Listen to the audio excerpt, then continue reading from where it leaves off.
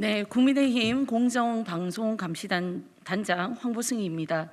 3월 9일 국민들이 위대한 선택을 하는 대선이 오늘로써 15일 남았습니다.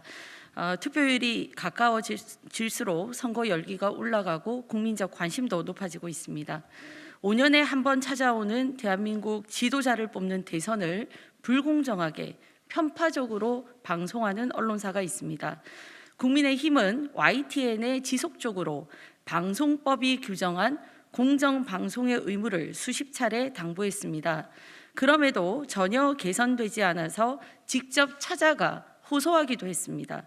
여전히 YTN은 역사상 유례가 없는 불공정 방송, 편파 방송을 하고 있습니다. 여기 보시는 것처럼 전형 뉴스 앵커는 이재명 후보의 지지율이 계속 올라갔어야 하는데 이러면 안 된다며 집권 여당 후보를 공개적으로 지지했습니다.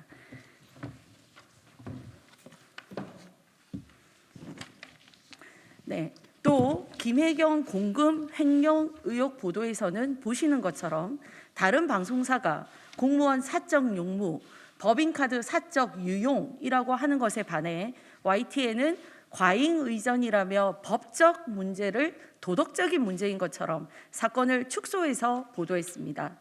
또 요 같이 옆에 있습니다. 네, 이 옆에 여론조사 결과를 보시면요.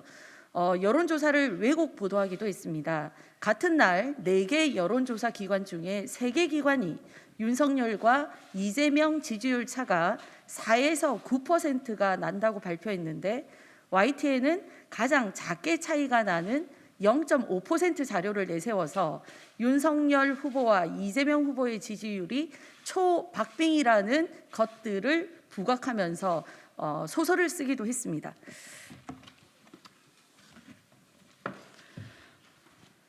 어제 YTN은 에필로그 Y를 통해 회사 내부에서 준비하고 있는 선거 방송단을 소개했습니다.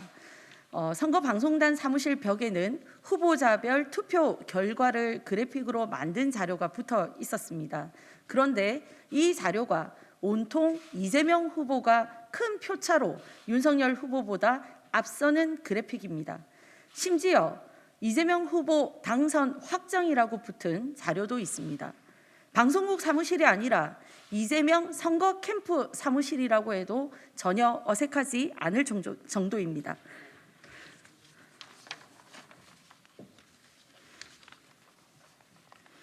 네, 과연 이런 일이 선거 방송단에만 일어나고 있는 것인지 아니면 다른 사무실에서도 이런 식으로 이재명 후보의 당선을 확정하고 방송을 준비하고 있는 것이 아닌지 묻지 않을 수 없습니다. 특정 후보의 당선을 확정하고 방송 중계를 준비하고 있는 YTN을 국민이 과연 신뢰할 수 있는지 의문입니다. YTN은 대선 방송을 중계할 자격이 없습니다. YTN은 대통령 선거에 희망을 거는 국민의 기대를 무참히 짓밟았습니다. 이제 국민의힘은 더 이상 불공정, 편파, 왜곡 방송을 묵과하지 않을 것입니다. 선거방송심의위원회 등 제소와 더불어 강력한 민형사상 법적 조치를 강구할 것임을 알려드립니다. YTN 사장은 불공정 방송으로 대선을 혼탁하게 만든 것에 대해 대국민 사과하시고 책임을 지십시오. 2022년 2월 22일 국민의힘 공정방송감시단 일동입니다.